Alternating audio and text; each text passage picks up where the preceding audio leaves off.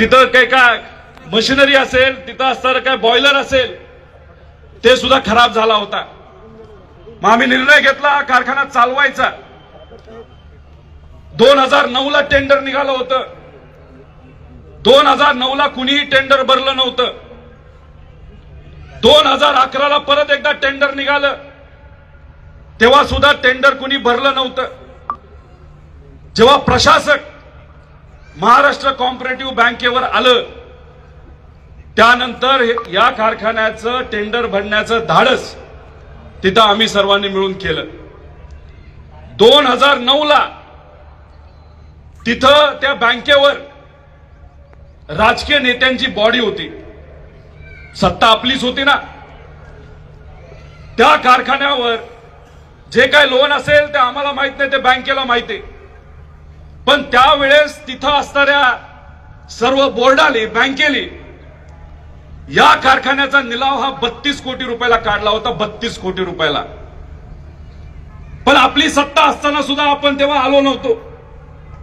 आपण अंदाज घेत होतो काय परिस्थिती आहे, कशी परिस्थिती आहे, कोण इच्छुक आहे बघूया।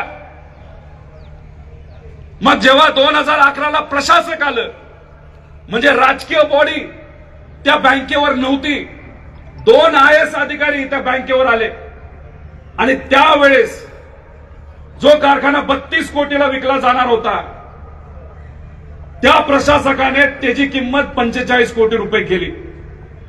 पण तेव्हा सुद्धा कोणी आलं नाही। मग तिसऱ्यांदा जेव्हा या कारखान्याचं टेंडर निघालं, तेव्हा त्याच्यामध्ये आपण सहभाग घेतला।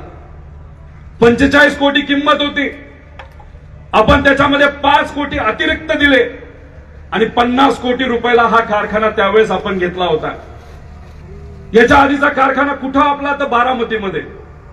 मोठी मोठी धरणं, जेव्हा इथं असताना हा कारखाना घेतला तेव्हा अनेक तज्ञांनी मला सांगितलं, तुम्ही चूक केली, इथं ऊस पिकत नाही, कन्नड तालुक्यामध्ये 1.5 लाख टनापेक्षा जास्त ऊस नाही, तुम्ही कशाला हा कारखाना घेतला। मी त्यांना एवढंच सांगितलं की जे काय 2 वर्ष आम्ही या परिसरामध्ये फिरतोय, लोकांशी बोलतोय, इथले लोक, इथले शेतकरी कष्टकरी आहेत, कष्ट करण्याची त्यांना तयारी आहे। पण त्यांचा स्वतःचा हा कारखाना जो बंद झालाय 5 वर्ष, तो एकदा सुरू केला तर मला विश्वास आहे पुढच्या 4-5 वर्षामध्ये इथला असणारा कष्टकरी शेतकरी स्वतःच्या शेतामध्ये तिथं ऊस पिकवायला लागेल। नाहीतर काय होत होतं, नगरचे काही लोक यायची, अजून दुसऱ्या जिल्ह्यातली, तालुक्यातली लोक इथं येत होती, ऊस घेत होते। मगाशी शेतकऱ्यांनी सांगितलं, बाहेरच्या भागातले लोक जेव्हा इथं ऊस घेण्यासाठी येत होते, तेव्हा त्यांचे जे काय ऊस तोड कामगार आहेत ते शेतकऱ्याचं ऐकत नव्हते। दे 5,000 रुपये, दे 2,000, दे 10,000 असं ऐकायला मिळत होतं का नव्हतं? होती का नव्हती अशी परिस्थिती? आणि जेव्हा ऊस जास्त व्हायचा तेव्हा कुणी येईल का नाही हे सुद्धा आपल्याला माहित नव्हतं। आपले नातेसंबंध नगरचे वगैरे काढायचे, नातेवाईकांकडे जायचं आणि म्हणायचं, सांगा ना त्या नेत्याला आमचा कारखान्याचा, आमच्या शेतातला ऊस न्यायला। होत होतो का नव्हता अशी परिस्थिती? किती भाव मिळेल, कसं मिळेल, हा हक्क जो आहे ना, इथं ओरडणारे लोक, शेतकरी आपलीच लोक आहेत, हा हक्क तेव्हा नव्हता, तेव्हा आपल्या तिथं जाता येत नव्हतं। पण हा हक्काचा कारखाना जेव्हा सुरू झाला, हा हक्क तुम्हाला मिळाला, म्हणून तुम्ही इथं येऊ शकता। हा कारखाना जर बंदच राहिला असता तर इथं कोण आलं असतं, हे कुठंतरी आपण सर्वांनी जाणून घेतलं पाहिजे। आणि हे कुठंतरी त्या ईडीवाल्याने जाणून घेतलं पाहिजे, आणि हे ते भाजपच्या लोकांनी तिथं जाणून घेतलं पाहिजे। आणि हेच मगाशी सांगितलं तसं, जे लोक विचाराला गद्दारी करून फक्त सत्तेसाठी गेलेत, त्यांनी सुद्धा हीच गोष्ट जाणून घेतली पाहिजे। अहो 500 लोक काम करतात इथं, या भागातले 500 तोडी कॉन्ट्रॅक्टरला आपण काम देतो, इथं असणाऱ्या शेतकऱ्यांकडनं आपण ऊस घेतो। गेल्या 10 वर्ष, 8-9 वर्षामध्ये आपण 1400-1500 कोटी फक्त शेतकऱ्याच्या हातामध्ये तिथं पैसा दिलाय। सुरुवातीला क्रशिंग कमी होत होतं, मग ते वाढत गेलं। आपल्या तालुक्यामध्ये 1.5-2 लाख ऊस असायचा, आता तो 8-9 लाखाला गेलेला आहे। त्याच्याच बरोबर तुम्ही जर बघितलं तर कॉन्ट्रॅक्टरचे ऊस तोडतात आपल्याच परिसरातलेत ना, त्यांना सुद्धा आतापर्यंत 400-500 कोटी रुपये त्यांच्या हातामध्ये मिळालेले आहेत। कर्मचाऱ्यांचं वेगळंच। हा पैसा जातो कुठं? हा पैसा जातो तालुक्यामध्ये, हा पैसा जातो शेतकऱ्याच्या खात्यामध्ये। हा जातो शेतकऱ्याच्या मुलांच्या शिक्षणासाठी, कर्मचाऱ्यांच्या मुलांच्या शिक्षणासाठी। मग हा जर पैसा या भागामध्ये आलाच नसता तर काय झालं असतो या तालुक्याचं? आहे का दुसरा कारखाना इथं? MIDC येणार होती इथं, आली का कारखाने त्याच्यामध्ये? मग जो कारखाना इथं असणाऱ्या सामान्य लोकांना ताकद देतो, जो कारखाना कधीही कोणाच्या बाबतीत राजकारण करत नाही, ऊस सोडत असताना हा या पक्षाचा तो पक्षाचा असं कधी बघितलं का आपण फक्त एकच बघितलंय, शेतकरी म्हणजे आमची लोक आणि शेतकऱ्याचा ऊस हा तुटलाच पाहिजे, तो सुद्धा वेळेवर तुटला पाहिजे। नाही भेदभाव करत आम्ही, नाही भेदभाव करत शेतकऱ्याच्या बाबतीत। आणि मग तुम्ही येता आणि हा कारखाना बंद करता। आणि मग हा कारखाना जर बंद करत असताल तर मग ज्या लोकांच्या चुली पेटणार नाहीत त्यांच्याबद्दल तुम्ही काय करणार आहात? आहे का धाडस या लोकांच्या डोळ्यामध्ये डोळा टाकून बघून की त्यांचं दुःख हे समजून घेण्याचं धाडस आहे का या सत्तेतल्या लोकांचं? अजिबात नाही। पेपरमध्ये तुम्ही सर्वजण एक गॅरंटी हा शब्द ऐकता का नाही ऐकत? गॅरंटी, ह्याची गॅरंटी त्याची गॅरंटी, ती फक्त पेपर पुरती गॅरंटी आहे। पण इथं आपल्या सर्वांना मी एक गॅरंटी देतो की काही झालं तरी हा कारखाना बंद होणार नाही।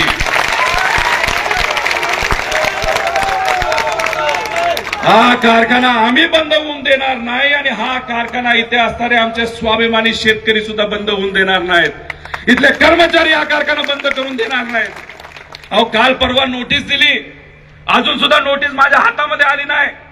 त्यांच्या सोशल मीडियाच्या अकाउंटवर, ईडीच्या अकाउंटवर त्यांनी टाकलं की बारामती अॅग्रो कन्नड कारखाना जो आहे त्याच्यावर आम्ही जप्तीची नोटीस काढली।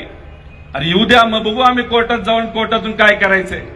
मोठ्या मोठ्या लोकांना तुम्ही नोटीसेस दिला, काय तुम्हाला करता आलं नाही म्हणून तुम्हाला आश्वासित करतो, कुणी या कारखान्याला हात लावू शकत नाही। जी नोटीस दिली ती फक्त सिंबॉलिक नोटीस आहे, काय होत नसतं, कारखाना असाच चालू राहील। आणि शेतकऱ्यांना जे काही लोकांना वाटतंय अरे आपल्याला गेल्या 15 आठवड्याचं बिल मिळेल का नाही मिळेल, मी आज या ठिकाणी सांगतो पुढच्या 2 दिवसामध्ये तुमच्या खात्यामध्ये 15 आठवड्याचं बिल हे आलं असेल। रेटच्या बाबतीत तुम्ही निश्चिंत राहा, याच्या आधी कधीही आपण बोलून रेट दिलेला नाही। जो काय रेट आहे, जो कसा असेल तो आपण चर्चा करून नंतर तो तुमच्या खात्यावर दिलाय, त्याचं कधीही आम्ही बातमी सुद्धा केलेली नाही। पण आता विश्वास आणि आता जो वेळ आहे ती आज लढण्याची वेळ आहे आणि आम्ही सर्वजण लढत आहोत। हे बोलतात हा कारखाना स्वस्तात घेतला। दोनदा तीनदा जेव्हा नोटीस आली तेव्हा का कुणी नाही घेतला? जवळून जो हायवे गेला त्या हायवेला सुद्धा आम्हाला तेवढे पैसे दिले नाहीत, जे काय किंमत पेपरमध्ये आम्हाला सगळ्यांना वाचायला मिळते। आणि मला तुम्ही सांगा, जमिनीची किंमत तुम्ही करता, 160 एकर ही जमीन आहे, 1 एकर तरी जमीन आम्ही विकली आहे का? आम्ही जमिनीसाठी नाही आलो, आम्ही शेतकऱ्यासाठी आलोय, इथं कारखाना चालवण्यासाठी आलेलो आहोत। त्यामुळे उगाच काही लोक येऊन मोठे मोठे भाषण इथं करत असतील, त्यांना एवढंच सांगायचंय, अरे भाषण करून इथं असणाऱ्या लोकांची पोटं भरत नाहीत, हाताला काम मिळत नाही, पोटाला अन्न मिळत नाही, त्यासाठी कष्ट करावं लागतं, त्यासाठी कारखाना चालवावा लागतो आणि ते आम्ही सर्वजण मिळून इथं करत आहोत आणि हे करत राहणार। त्यामुळे ज्या ज्या लोकांना वाटत होतं आम्ही इथं येणार नाही, जा, आम्ही तुम्हाला घाबरत नाही, आम्ही कधीही घाबरणार नाही। कारवाई होताय तो, खरं तर कारवाई का होताय तर मी त्यांचं ऐकत नाही। मला तुम्हा सर्वांना विचारायचंय की तुमच्या कुटुंबावर जर अडचण आली, तुमच्या घरातल्या एखाद्या मोठ्या व्यक्तीला, थोर व्यक्तीला, त्यांच्यातलीच काही जण स्वहितासाठी जर सोडून जाणार असतील तर तुम्ही सर्वजण त्या थोर व्यक्तीला, जो कोणी मोठा असेल वयाने, त्याला सोडून जाणार का? जाणार का? आहे का आपली ही संस्कृती? आपली संस्कृती काय शिकवते? आपल्या वडीलधारांचा मान ठेवायचा, आपल्या वडीलधारांबरोबर राहायचं, त्यांना जेव्हा जेव्हा अडचणी येतात त्या अडचणी आपण सोडवायच्या। आणि आज हा नातू त्याच्या आजोबा बरोबर राहत असेल तर त्याचं काय चुकलं? पूर्वी आम्ही काय भाषण करायचो? शिवशाहू फुले आंबेडकरांचा विचार, जेव्हा तुकोबारायांच्या विरोधात बोललं गेलं आम्ही त्याचा विरोध केला, छत्रपती संभाजी राजांच्या विरोधात बोललं गेलं, छत्रपती शिवाजी महाराजांच्या विरोधात बोललं गेलं, आम्ही त्याचा विरोध केला, डॉक्टर बाबासाहेब आंबेडकरांच्या विरोधात बोललं गेलं, आम्ही त्यांचा विरोध केला आणि त्यावेळेस तुम्ही आमच्याकडे असताना तुम्ही सुद्धा त्याचा विरोध केला होता। आणि मग आता काय असं वेगळं झालं की ज्या लोकांनी अवमान केलं या सर्व थोर व्यक्तींचा, त्यांच्याबरोबर सहज जाऊन तुम्ही बसता, मांडीला मांडी लावून तिथे सत्तेसाठी जाता? अरे आम्हाला माहित नाही का तुम्ही कशासाठी गेलेला आहात? पण ह्या गोष्टी आता काय जग जाहीर आहेत, कोणाला काय लपून राहिलेलं नाहीत. त्यामुळे आम्ही भूमिका घेतली, आम्ही लढण्याची भूमिका घेतली. मला तुम्ही सांगा, जी भूमिका इथं मी असेल, पवार साहेब असतील, पवार साहेबांबरोबर हे सगळे जे पदाधिकारी आहेत, काही ठराविक आमदार आहेत, यांनी भूमिका चुकीची घेतली का? चुकीची घेतली का? मला मागच्या शेतकऱ्यांना विचारायचंय की फक्त स्वहितासाठी माझी कंपनी सुखरूप राहावी यासाठी विचार सोडून, लोकांना सोडून गेलं पाहिजे का? मी भाजप बरोबर गेलं पाहिजे का? भाजप बरोबर? जो याचा विरोध करणार तरी हात वर करून मला एकदा विरोध केलेला दाखवा. शेतकऱ्यांना मी विचारतो, भाजप बरोबर जायचं का? मग तुमचंच ऐकतोय ना, नाही जात भाजप बरोबर.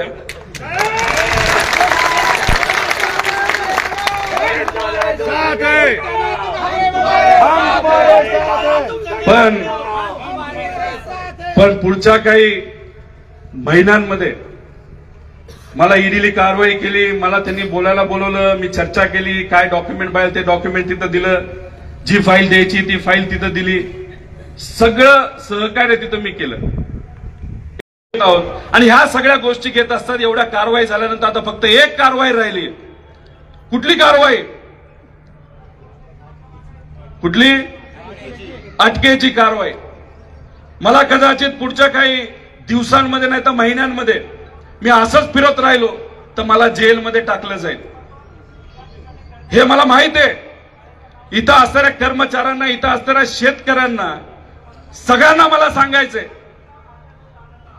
की आयुष्याच्या शेवटच्या श्वासापर्यंत कुणीही आलं, जर तिथं मला कितीही अडचणीत आणण्याचा प्रयत्न केला तरी तुमची साथ तिथं मी सोडणार नाही. त्यासाठी मला जेलमध्ये जायचं लागलं तरी झालं, नाही घाबरत जेलमध्ये जायला. एकदा हिंमत तर दाखवायची, मग बघू काय करायचं. पण एक तुम्हाला सांगतो, मी ही भूमिका घेतोय, मी नाही घाबरत या लोकांना, आणि मी दिल्ली समोर कधीही झुकणार नाही. ही कारण का मराठी माणसांचं खरं तर तो विचार आहे, मराठी माणूस कधीही कोणाला घाबरत नाही, दिल्ली समोर कधीही झुकत नाही.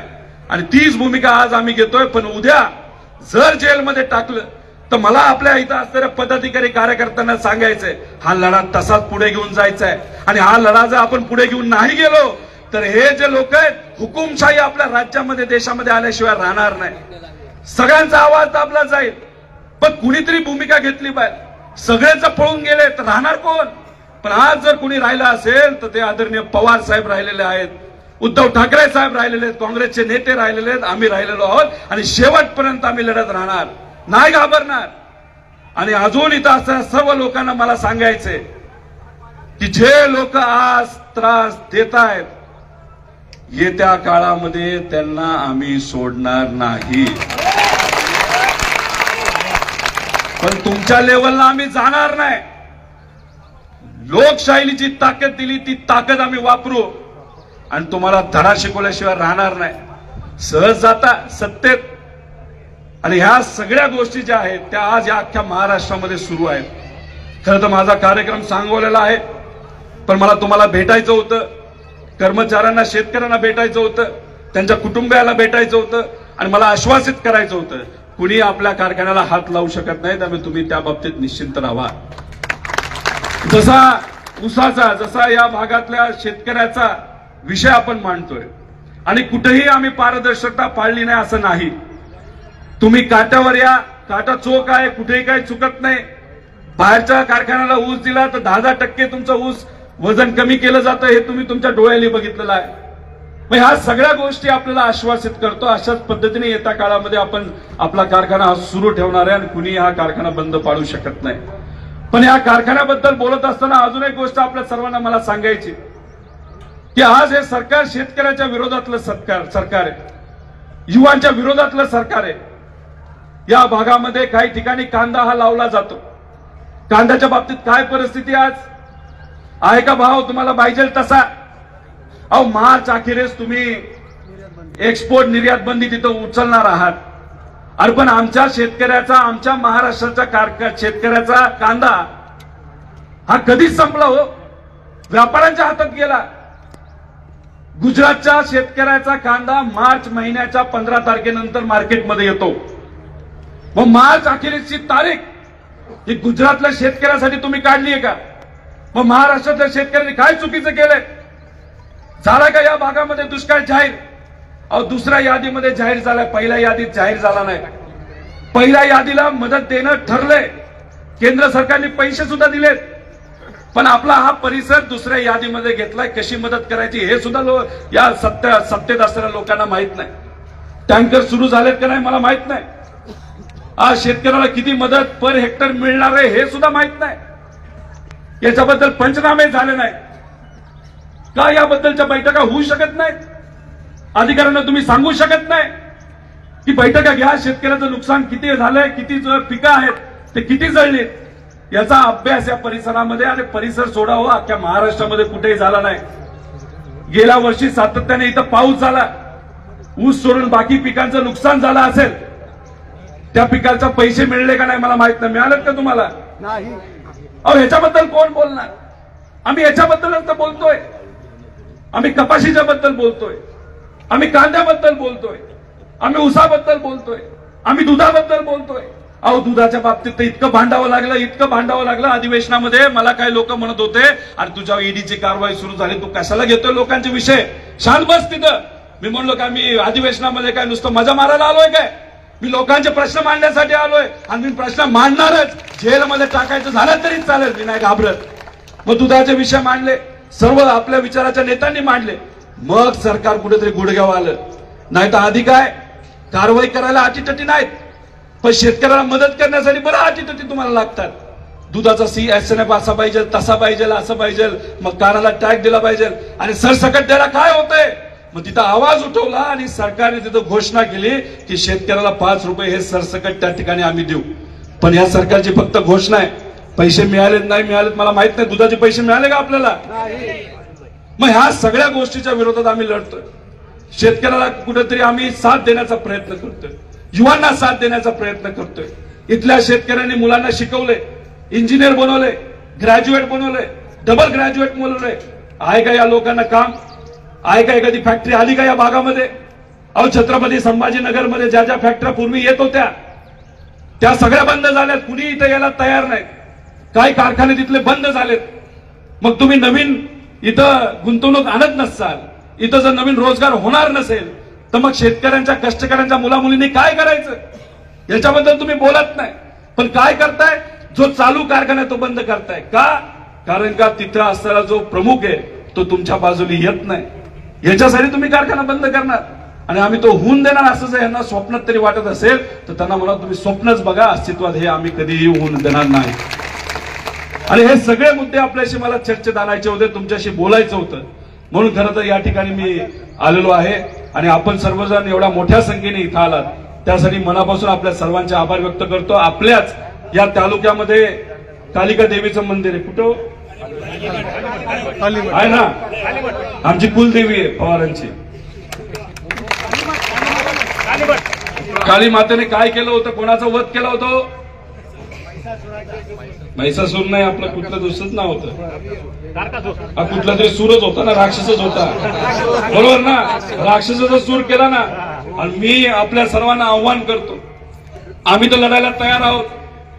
आमची कुलदेवी असेल, ज्या थोर व्यक्तींचा विचार आम्ही आत्मसात केलेला आहे त्यांच्या विचाराला धरून आम्ही लढण्याला तयार आहोत. मला आपल्या सर्वांना प्रश्न करायचा आहे, ही जी आसुरी शक्ती आहे जी आवाज दाबण्याचा प्रयत्न करत आहे, शेतकऱ्याला हक्काची मदत करत नाही, युवांना संधी देत नाही, महिलांच्या सुरक्षेच्या बाबतीत जबाबदारी घेत नाही आणि महाराष्ट्रातील अस्मिता अडचणीत आणण्याचा प्रयत्न जी आसुरी शक्ती आज जी सत्तेत आहे ती करत आहे, त्याचा विरोध आपण करणार का? नक्की का? लढणार का? आपल्या या कारखान्यासाठी लढणार का? नक्की का? बर मग आपण सर्वजण लढू. आणि तुम्ही अजिबात काळजी करू नका. इथं असणाऱ्या माता भगिनींना मला सांगायचंय, तुम्ही काळजी करू नका. शेतकऱ्यांना सांगायचं, माझ्या कर्मचाऱ्यांना सांगायचंय की तुम्ही काळजी करू नका.